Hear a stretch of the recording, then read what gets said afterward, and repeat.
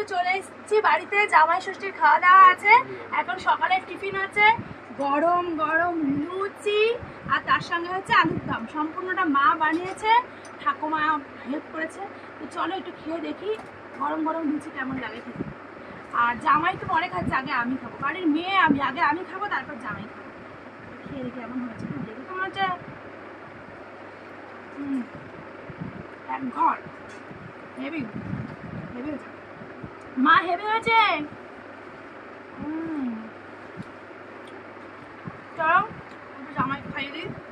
তাই তো ভাবছি, আমাকে দিচ্ছই না। জামাইকে এখান থেকে দেবো, জামাইয়ের প্লেট থেকে, আমার থেকে কম হয়ে যাবে। কি কিপটে বউ।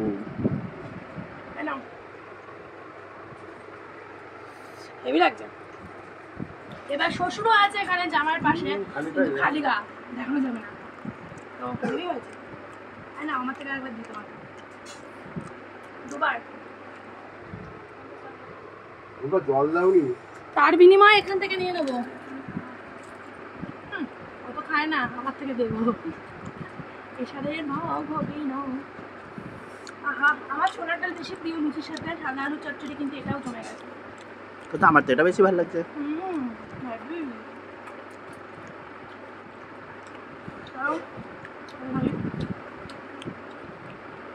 লুচির ঝাল ছাড়িয়ে কে খাই ভাবে?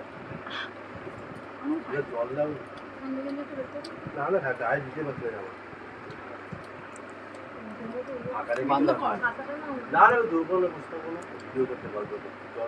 দেখো আমরা ভিডিও করছি, বাচ্চা পকেট পকেট শুরু করছি।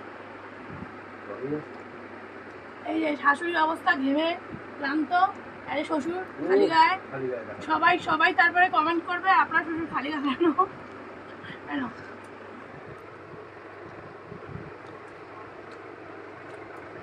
লোভ দেবে, যদি না দিই তখন বলবে একা একা খাচ্ছে, লোভ দেবে। বাবা তোমারটা কেমন দেখি তো, তুমি টেস্ট করে।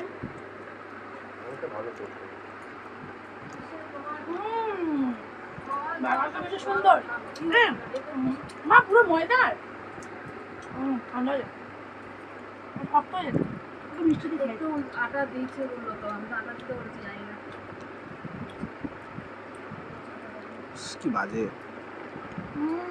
মিষ্টিটা ভালো লাগবে, যাক টেস্ট কর।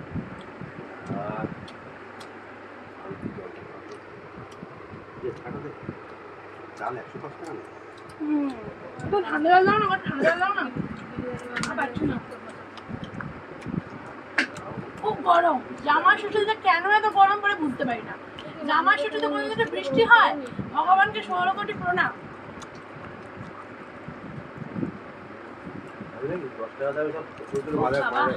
চলো টাটা, খেয়ে নি আস্তে আস্তে।